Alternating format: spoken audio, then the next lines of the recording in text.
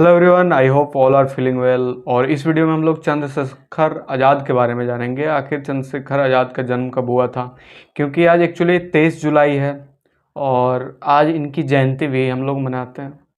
तो चंद्रशेखर आज़ाद 23 जुलाई 1906 को इनका जन्म हुआ था और 27 फरवरी 1931 भारतीय स्वतंत्रता संग्राम के स्वतंत्रता सेनानी थे हुए शहीद राम प्रसाद बिस्मिल और शहीद भगत सिंह सरीखे क्रांतिकारियों के अन्यतम साथियों में से थे। इनका जो उपनाम था आज़ाद पंडित जी थी और इनका जो जन्म स्थल था भावरा गांव चंद्रशेखर आज़ाद नगर जो वर्तमान में है। मृत्यु स्थल चंद्रशेखर आज़ाद पार्क प्रयागराज उत्तर प्रदेश। आंदोलन जो हुआ था भारतीय स्वतंत्रता संग्राम प्रमुख संगठन इसके थे हिंदुस्तान सोशलिस्ट रिपब्लिक एसोसिएशन के प्रमुख नेता। सन 1922 में गांधी जी द्वारा असहयोग आंदोलन को अचानक बंद कर देने के कारण उनकी विचारधारा में बदलाव आया और वे क्रांतिकारी गतिविधि से जुड़कर हिंदुस्तान रिपब्लिकन एसोसिएशन के सक्रिय सदस्य बन गए। इस संस्था के माध्यम से रामप्रसाद बिस्मिल के नेतृत्व में पहले 9 अगस्त 1925 को काकोरी कांड किया और फरार हो गए। इसके पश्चात सन 1927 में बिस्मिल के साथ 4 प्रमुख साथियों के बलिदान के बाद उन्होंने उत्तर भारत की सबसे क्रांतिकारी पार्टी को मिलाकर एक करते हुए हिंदुस्तान सोशलिस्ट रिपब्लिकन एसोसिएशन का गठन किया था। भगत सिंह के साथ लाहौर में लाला लाजपत राय की मौत का बदला सैंडर्स की हत्या करके लिया एवं दिल्ली पहुंचकर असेंबली बम कांड को अंजाम दिया। ऐसा ही कहा जाता है कि आज़ाद को पहचानने के लिए ब्रिटिश हुकूमत ने 700 लोग नौकरी पर रखे हुए थे। आज़ाद के संगठन हिंदुस्तान सोशलिस्ट रिपब्लिकन आर्मी एचआरसीए के central committee member Virbhadra Tiwari अंग्रेज के मुखाबिर बन गए थे और आज़ाद की मुखबिरी की थी। संगठन के क्रांतिकारी रमेश चंद्र गुप्ता ने उरई जाकर तिवारी पर गोली भी चलाई थी, लेकिन गोली मिस होने से वीरभद्र तिवारी बच गए और गुप्ता जी की गिरफ्तारी हुई और फिर 10 साल की सजा भी हुई थी। चंद्रशेखर आज़ाद का जन्म भावरा गांव चंद्रशेखर आज़ाद नगर वर्तमान अलीराजपुर जिला में एक ब्राह्मण परिवार में 23 जुलाई 1996 को हुआ था। 1906 को हुआ था। उनके पूर्वज ग्राम पदरका वर्तमान उन्नाव जिला बेसुरा में से थे। आज़ाद के पिता पंडित सीताराम तिवारी अकाल के समय अपने पैतृक निवास बदरका को छोड़कर पहले कुछ दिन मध्य प्रदेश के अलीराजपुर रियासत में नौकरी करते रहे, फिर जाकर भावरा गांव में बस गए। वहीं बालक चंद्रशेखर का बचपन बीता। उनकी मां का नाम जगरानी देवी था। आज़ाद का प्रारंभिक जीवन आदिवासी बहुमूल्य क्षेत्र में स्थित भावरा गांव में बीता। अतः बचपन में आज़ाद ने भील बालकों के साथ खूब धनुष बाण चलाए। इस प्रकार उन्होंने निशानेबाजी बचपन में सीख ली थी। बालक चंद्रशेखर आज़ाद का मन अब देश को आज़ाद करने के लिए अहिंसात्मक उपायों से हटकर सशस्त्र क्रांति की ओर मुड़ गया। उस समय बनारस की क्रांतिकारियों का गढ़ था। वह मंथरनाथ गुप्त और प्रणेश चटर्जी के संपर्क में आए और क्रांतिकारी दल के सदस्य बने। क्रांतिकारियों का वह दल हिंदुस्तान प्रजातंत्र संघ के नाम से जाना जाता है। इसकी अगर हम लोग पहली घटना की बात करें तो अमृतसर के जालियांवाला बाग नरसंहार में देश के नागरिकों ने उद्दलित किया था। चंद्रशेखर उस समय पढ़ाई कर रहे थे जब गांधी जी ने सन 1920 में असहयोग आंदोलन का फरमान जारी किया तो वह आग ज्वालामुखी बनकर फटी और तमाम अन्य छात्रों की भांति चंद्रशेखर भी सड़कों पर उतर आए। अपने विद्यालय के छात्रों के जत्थे के साथ इस आंदोलन में भाग लेने पर वे पहली बार गिरफ्तार हुए। उन्हें 24 बेतों की सजा मिली। इस घटना का उल्लेख पंडित जवाहरलाल ने कायदा तोड़ने वाले एक छोटे से लड़के की कहानी के रूप में किया। ऐसे ही कायदे कानून तोड़ने के लिए एक छोटे से छोटे लड़के को उम्र मात्र 25 साल की थी और जो अपने को आज़ाद कहता था, बेंत की सज़ा दी गई थी। उसे नंगा किया गया और बेंत की टिकड़ी से बांध दिया गया था। बेंत का एक एक कर उस पर पड़ते और उसकी चमड़ी उधर डालते पर वह बेंत के साथ चिल्लाता भारत माता की जय।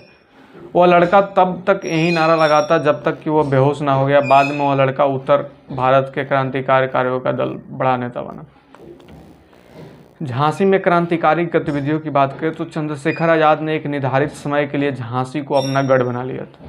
झांसी ने 15 किलोमीटर दूर ओरछा के जंगलों में वो अपने साथियों के साथ निशानाबाजी किया करते थे। अचूक निशानेबाज होने के कारण चंद्रशेखर आजाद दूसरे क्रांतिकारियों को प्रशिक्षण देने के साथ साथ पंडित हरिश्चंद्र ब्रह्मचारी के छठा नाम से बच्चों के अध्यापन का भी कार्य करते थे। वह धीमारपुर गांव में अपना ही छवि नाम से स्थानीय लोगों के बीच बहुत लोकप्रिय हो गए थे। झांसी में रहते हुए चंद्रशेखर आजाद ने गाड़ी चलाना भी सीख ली थी। इसके क्रांतिकारी संगठन की अगर हम बात करें, असहयोग आंदोलन के दौरान जब फरवरी में चौरी चौरा घटना पश्चात बिना किसी पूछे गांधी जी ने आंदोलन वापस ले लिया तो देश के तमाम नागरिकों की तरह आजाद का भी कांग्रेस में मोह भंग हो गया और पंडित राम प्रसाद भी सचिंद्र सन्याल योगेश के क्रांतिकारियों को लेकर एक दल हिंदुस्तानी प्रजातांत्रिक संघ ए का गठन किया गया। चंद्रशेखर आजाद भी इस दल में शामिल हो गए। इस गठन ने जब गांव के अमीर घरों में डकैतियां डाली ताकि दल के लिए धन उठाने की व्यवस्था हो सके, तो यह तय किया गया कि किसी भी औरत के ऊपर हाथ नहीं उठाया जाएगा। एक गांव में रामप्रसाद बिस्मिल के नेतृत्व में डाली गई डकैती जब एक औरत ने आज़ाद का पिस्तौल छीन लिया तो अपने बलशाली शरीर के बावजूद आज़ाद ने अपने उसूलों के कारण उस पर हाथ नहीं उठाया। इस डकैती में क्रांतिकारी दल के 8 सदस्यों पर उसमें आज़ाद और बिस्मिल भी शामिल थे। पूरे गांव ने हमला कर दिया। बिस्मिल ने मकान के अंदर घुसकर उस औरत के कसकर चाटा मारा, पिस्तौल वापस छीनी और आज़ाद को डांटते हुए खींचकर बाहर ला। इसके बाद दल ने केवल सरकारी प्रतिष्ठानों को ही लूटने का फैसला किया। दल ने समूचे हिंदुस्तान में अपना बहुचर्चित बाटा किया। ऐसे करके इन्होंने काफ़ी सारे काम किए। लाला लाजपत राय का भी इन्होंने बदला लिया था। 17 दिसंबर 1928 को चंद्रशेखर आजाद, भगत सिंह और राजगुरु ने संध्या के समय लाहौर में पुलिस अधीक्षक के दफ्तर में जा घेरा। ज्यों ही सैंडर्स अपने अंगरक्षक के साथ मोटरसाइकिल पर बैठकर निकला, पहली गोली राजगुरु ने दागरी जो सैंडर्स के मस्तक पर लगी। वो मोटरसाइकिल से नीचे गिर पड़ा। भगत सिंह ने आगे बढ़ चढ़कर 4-6 गोलियां और दागी, उसे बिल्कुल ठंडा कर दिया। जब सैंडर्स के अंगरक्षक ने पीछा किया तो चंद्रशेखर ने अपनी गोली से उसे भी समाप्त कर दिया। लाहौर नगर में जगह जगह पर्चे चिपका दिए गए। लाला लाजपत राय की मृत्यु का बदला ले लिया गया। समस्त भारत में क्रांतिकारी योग ने एक कदम को सराहा गया। केंद्रीय असेंबली में बम। चंद्रशेखर आजाद ने ही सफल नेतृत्व में भगत सिंह और बटुकेश्वर दत्त ने 8 अप्रैल 1929 को दिल्ली की केंद्रीय असेंबली में बम विस्फोट किया।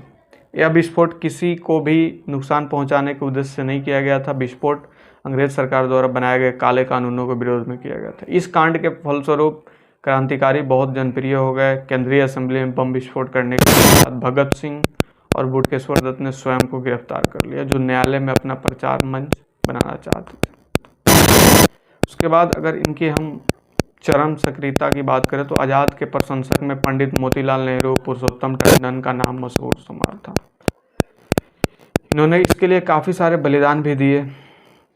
इनकी व्यक्तिगत अगर जीवनी की बात की जाए तो आज़ाद प्रमुख देशभक्त थे। काकोरी कांड में फरार होने के बाद से ही उन्होंने अपने छिपने के लिए साधु का वेश बनाना बेखूबी सीख लिया था और इसका उपयोग उन्होंने कई बार किया।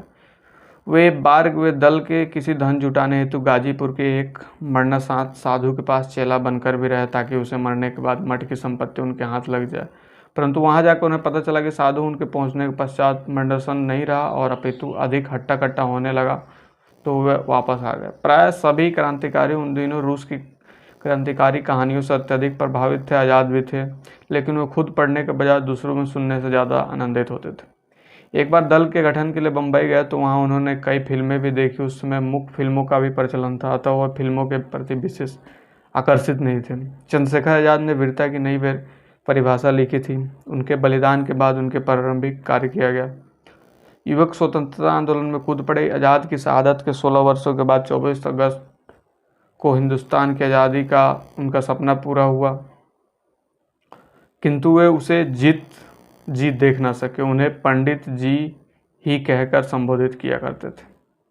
और ऐसे करके चंद्रशेखर आज़ाद की एक छोटी सी इन्फॉर्मेशन उनकी जीवनी के बारे में आपको कैसी लगी आप कमेंट करके बताएं। मिलते हैं जल्दी नेक्स्ट वीडियो में, तब तक के लिए बाय बाय।